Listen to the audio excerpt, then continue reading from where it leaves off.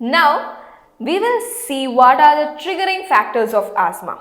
So, we have some factors for triggering the asthma. So, we'll see what are they.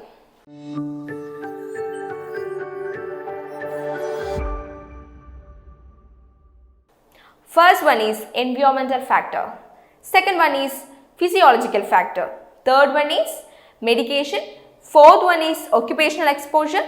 And last one is foods. So first we'll see environmental factors. Environmental factors എന്താണെന്ന് നോക്കാം.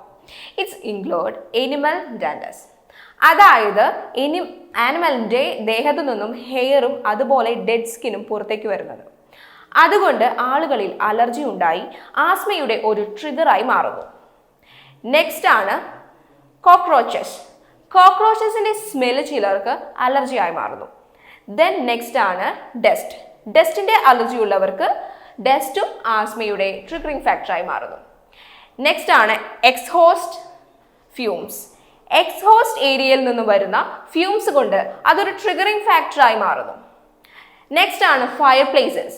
Fire പ്ലേസസിൽ നിന്ന് വരുന്ന smoke കൊണ്ട് അവിടെയുള്ള ആളുകളിൽ allergy ഉണ്ടാവാം. Next one is perfumes or other products with aerosol space. അതായത് പെർഫ്യൂംസിൻ്റെ സ്മെല്ലിൽ നിന്നുള്ള അലർജിയും നെക്സ്റ്റ് പോളനിൽ നിന്നും അലർജി ഉണ്ടായി ആസ്മയുടെ ഒരു ട്രിഗറിങ് ഫാക്ടറായി മാറും. അടുത്തതാണ് smokes including cigarettes and cigar smokes. So ആസ്മയുടെ ട്രിഗർ ചെയ്യുന്ന ഒരു ഫാക്ടറാണ്. അതുപോലെ തന്നെ സഡൻ ക്ലൈമറ്റ് ചേഞ്ച് ആണ്. പെട്ടെന്ന് നമ്മൾക്ക് ഹോട്ട് ക്ലൈമറ്റിൽ നിന്നും ഒരു കോൾഡ് ക്ലൈമറ്റിലേക്ക് പോകുമ്പോൾ ഉണ്ടാവാൻ സാധ്യതയുണ്ട്. പിന്നെ അതിൻ്റെ ഹിസ്റ്ററി ഉള്ള ഒരാൾക്കാണെങ്കിൽ ക്ലൈമറ്റ് ചേഞ്ച് ഒരു ട്രിഗറിങ് ഫാക്ടറാണ്. Then will see what are the physiological factors.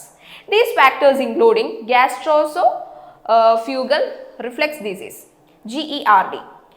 Gastroesophageal reflux disease ഉള്ള ഒരാൾക്ക് ആസ്മയുടെ ഒരു ട്രിഗറിങ് ഫാക്ടറായി മാറും. പിന്നെയാണ് ഹോർമോണൽ ചേഞ്ചസ്. ഹോർമോണൽ ചേഞ്ചസ് നമുക്ക് ഉണ്ടാവുകയാണെങ്കിൽ നമുക്ക് ആസ്മയ്ക്ക് ട്രിഗർ ഉണ്ടാകും. നെക്സ്റ്റ് ആണ് സൈനസൈറ്റിസ്. സൈനസൈറ്റിസ് ഉള്ള ഒരാൾക്ക് അലർജി ഉണ്ടാവാം. സോ അവർക്കും ഈ സൈനസൈറ്റിസ് ആസ്മയുടെ ഒരു ട്രിഗറിങ് ഫാക്ടറാണ്. അടുത്തതാണ് സ്ട്രെസ്. ആസ്മയുടെ ഹിസ്റ്ററി ഉള്ള ഒരാൾക്കാണെങ്കിൽ സ്ട്രെസ് ആണെങ്കിൽ അവർക്ക് സ്ട്രെസ് ആസ്മയുടെ ട്രിഗറിങ് ഫാക്ടർ ആകുന്നു. അതുപോലെ തന്നെ viral upper respiratory infection. Upper respiratory infection ഉണ്ടാവുകയാണെങ്കിൽ അതും ആസ്മയ്ക്ക് കാരണമാകുന്നു.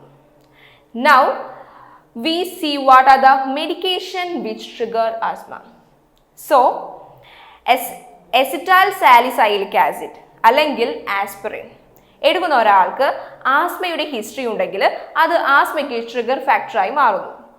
അതുപോലെ തന്നെ beta adrenergic blockers, then non steroid anti inflammatory drugs എന്നീ മെഡിസിൻസ് എടുക്കുമ്പോൾ ആസ്മ ഉള്ള ഒരാൾക്ക് അതൊരു ട്രിഗറിങ് ഫാക്ടറായി മാറുന്നു. Okay, now will see what are the occupational exposure factor. First one is metal stone. അതായത് മെറ്റൽ സ്റ്റോൺ കമ്പനി വർക്ക് ചെയ്യുന്ന ഒരാൾക്ക് ആസ്മയുടെ ഒരു ഹിസ്റ്ററി ഉണ്ടെങ്കിൽ അയാൾക്ക് മെറ്റൽ സ്റ്റോൺസ് ഒരു ട്രിഗറിങ് ഫാക്ടർ ആകും. Next one is wood dust. Wood ഫാക്ടറീസിലെ പൊടി കൊണ്ടൊക്കെ ട്രിഗറിങ് ഫാക്ടറായി വരാം. Next one is food additives. So what are the food additives which will trigger asthma? They are sulfates. That include sulfates and metasulfates and sulfate അടങ്ങിയിട്ടുള്ള foods ആണ്. Food കഴിക്കുമ്പോഴാണ് നമുക്ക് allergy ഉണ്ടാവുകയും അത് ആസ്മയുടെ ട്രിഗറിങ് ഫാക്ടറായി വരികയും ചെയ്യുന്നത്.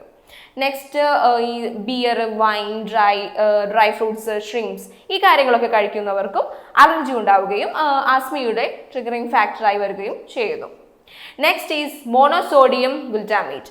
അതായത് മോണോസോഡിയം ഗ്ലൂട്ടാമേറ്റ് ഫുഡിൽ അടങ്ങിയിട്ടുണ്ടെങ്കിൽ അതും അലർജിക്ക് കാരണമാകുന്നു. അടുത്തതായി പറയുന്നത് classification of asthma according to the severity. അത് 4 ക്ലാസിഫിക്കേഷൻസ് ആണ് പറയുന്നത്. ഒന്നാമത് സിവിയർ പെർസിസ്റ്റന്റ്, രണ്ടാമത് മോഡറേറ്റ് പെർസിസ്റ്റന്റ്, ആൻഡ് മൂന്നാമത് mild persistent, and last one is mild intermediate. അപ്പോൾ ഒന്നാമത്തെ സിവിയർ പെർസിസ്റ്റന്റ് എന്താണെന്ന് നോക്കാം. Severe persistent symptoms are continuous. Symptoms continuous ആയിട്ട് ഉണ്ടാകുന്നു. ലിമിറ്റഡ് ആക്ടിവിറ്റീസ് റിക്വയർഡ്, അതായത് എല്ലാ ആക്ടിവിറ്റീസ് അയാൾക്ക് ചെയ്യാൻ സാധിക്കില്ല, ലിമിറ്റേഷൻസ് ഉണ്ടാകും. അതുപോലെ തന്നെ നൈറ്റ്സ് ഡിഫിക്കൽട്ടീസ് ഉണ്ടാകും. ഇതൊക്കെയാണ്. ഇനി അടുത്തത് രണ്ടാമത്തെ മോഡറേറ്റ് പെർസിസ്റ്റന്റ്. ഡെയിലി സിംറ്റംസ് ഉണ്ടാകുന്നു. Then daily using the inhalers and medicines, അതായത് പേഷ്യൻസ് തുടർച്ചയായി മെഡിസിൻസ് എടുക്കണം. ദെൻ സിംറ്റംസ് തുടർച്ചയായി ഉണ്ടാവും. Then symptoms at night occur more frequently than one weekly. Then asthma problems അയാളുടെ ആക്ടിവിറ്റീസിനെ എഫക്റ്റ് ചെയ്യുന്നു. ഇതൊക്കെയാണ്.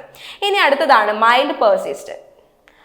In mild persistent asthma, how the symptoms occur more frequently than twice weekly. More than 2 times in a week symptoms ഉണ്ടാകുന്നു. പക്ഷേ once daily ഒക്കെ വരുന്നത് കുറവായിരിക്കും. ഇനി അടുത്തതാണ് mild intermediate. The symptoms occur twice weekly or less symptoms week. 2 തവണയോ അതിൽ കുറവോ ഉണ്ടാവുകയുള്ളൂ. Exacerbations are brief and long, 2 hours, 2 days. Intensity severe ആയിട്ട് വരാം, മൈൽഡ് ആയിട്ടും വരാം. അത് വാരിഡ് ആവുകയും ചെയ്യാം. Nocturnal symptoms occur twice in a month.